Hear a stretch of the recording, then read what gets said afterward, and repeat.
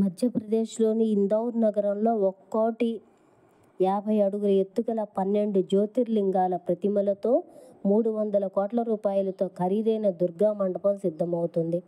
దేశంలో అత్యంత ఖరీదైన దసరా మండపం ఇదే అని చెప్పవచ్చు. పితృపక్షాలు ముగిశాక ఈ నెల 22 నుంచి శరన్నవరాత్రులు మొదలై అక్టోబర్ 2 దాకా కొనసాగుతాయి. ఈ సందర్భంగా ఏనుగు అంబారీపై దుర్గామాతను ఘనంగా మండపంలోకి తీసుకువచ్చి గర్భా నృత్యాలతో నవరాత్రి వేడుకలకు శ్రీకారం చుడతారు. ఇందౌర్లోని వీఐపీ పరస్పర్ నగర్ ఆవరణలో 30 ఎకరాలకు పైగా విస్తరించిన మైదానంలో దక్షిణాది ఆలయాల నిర్మాణ శైలిలో ఈ మండపం రూపుదిద్దుకుంటుంది.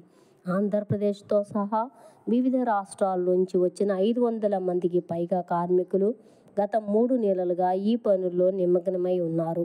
భక్తుల విరాళాలతో కృష్ణగిరి పీఠాధీశ్వరులైన వసంత్ విజయానంద్ గిరి మహారాజ్ మార్గదర్శకత్వంలో ఈ నిర్మాణాలు జరుగుతూ ఉన్నాయి. నవరాత్రి వేడుకల్లో దలేర్ మొహందీ, లఖ్వీర్ సింగ్ లఖా, ఉస్మాన్ మీర్, శివమణి వంటి కళాకారుల ప్రదర్శనలు ఉంటాయి. అఖిల భారత కవి సమ్మేళనం జరుపుతారు. గిన్నిస్ వరల్డ్ రికార్డ్స్లో చోటు సాధించే స్థాయిలో ఏర్పాటు చేస్తున్నట్టు నిర్వాహకులు తెలిపారు. ఈటీవీ భారత్